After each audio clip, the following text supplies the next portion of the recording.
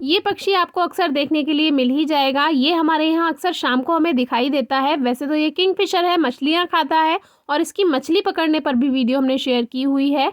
लेकिन ये अक्सर शाम को दीवार पर इस तरह बैठा हुआ दिखाई देगा और अचानक जब भी कोई छिपकली या छोटा मोटा कीड़ा इधर उधर घूमता हुआ दिखाई देता है तो ये उसको झट से पकड़ लेता है।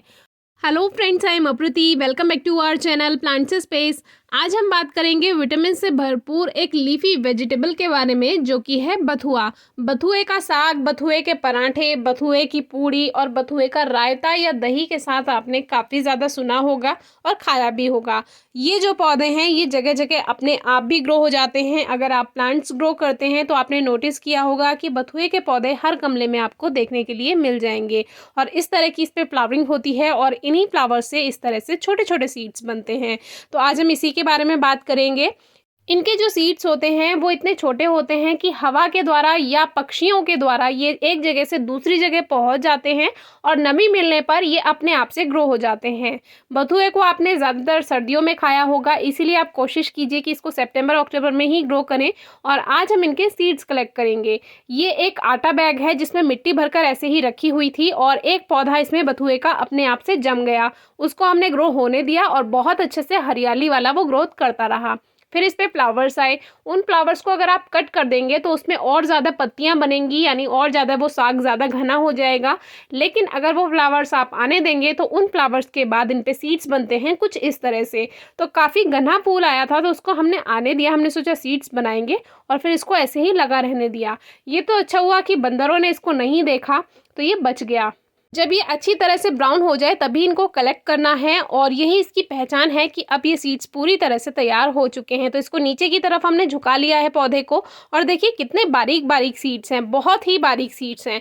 तो इनको टाइम से कलेक्ट कर लीजिए, नहीं तो अगर ये नीचे गिर जाएंगे तो ये झड़ जाएंगे और मिट्टी में मिक्स हो जाएंगे, फिर आपको नहीं मिलेंगे। तो सितंबर अक्टूबर में इस तरह से सीड्स आप इनके ग्रो कर सकते हैं अभी कलेक्ट करने के बाद। और एक ही प्लांट से आपको इतने सारे सीड्स मिल जाएंगे कि नेक्स्ट ईयर आप फिर से अपना बहुत बड़ा गार्डन तैयार कर सकते हैं। केवल बथुए का एक पूरी खेती बना सकते हैं एक। तो इस तरह से इनके सीड्स कलेक्ट कीजिए और सितंबर अक्टूबर में आप ग्रो कर सकते हैं। और बिल्कुल इसी तरह आप पालक के सीड्स भी तैयार कर सकते हैं। मान लीजिए इस बार आप मार्केट से सीड्स लेकर आए हैं, आपने ग्रो किए हैं, उस पर 2-3 बार आपने कट करके उनको यूज़ कर लिया है। फिर उन पौधों को फूल आने दीजिए, यानी फूल आ रहा है अगर पौधे पर तो बनने दीजिए और उनसे सीड्स बना लीजिए। फिर नेक्स्ट ईयर के लिए आपके पास काफ़ी सारे सीड्स बन जाएंगे पालक में भी। तो इसी तरह आप इन लीफी वेजिटेबल को बहुत आसानी से ग्रो कर सकते हैं। और जो लीफी वेजिटेबल होती हैं यानी कि पत्तेदार हरी सब्जियाँ, उनको बंदर भी ज़्यादा नुकसान नहीं पहुँचाते हैं। तो अगले साल हम भी इसके कई सारे पौधे ग्रो करने की सोच रहे हैं। और बथुए में ये थोड़ा आसानी है, आप इसको ट्रांसप्लांट भी कर सकते हैं, एक जगह से दूसरी जगह लगा सकते हैं। जैसे गमलों में अपने आप पौधे बहुत छोटे छोटे जमा आते हैं, उनको भी इकट्ठा करके लगाया जा सकता है।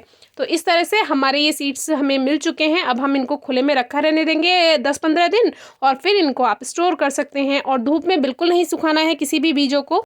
तो इस तरह से आप फ्लावरिंग प्लांट्स के सीड्स को कलेक्ट करने के साथ साथ इनको भी कलेक्ट कर सकते हैं, जो कि लीफी वेजिटेबल होती हैं। पालक है, बथुआ है, बहुत आसानी से इनके बीज बन जाते हैं।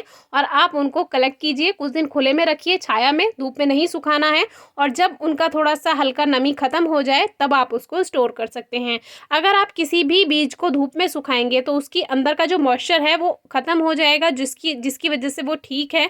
और जब आप उसको ग्रो करेंगे तो वो जर्मिनेट नहीं होगा। फिर आप कहेंगे कि हमने सीड्स ग्रो किए और हमारे जो सीड्स हैं वो तो ग्रो ही नहीं हुए, जर्मिनेट ही नहीं हुए।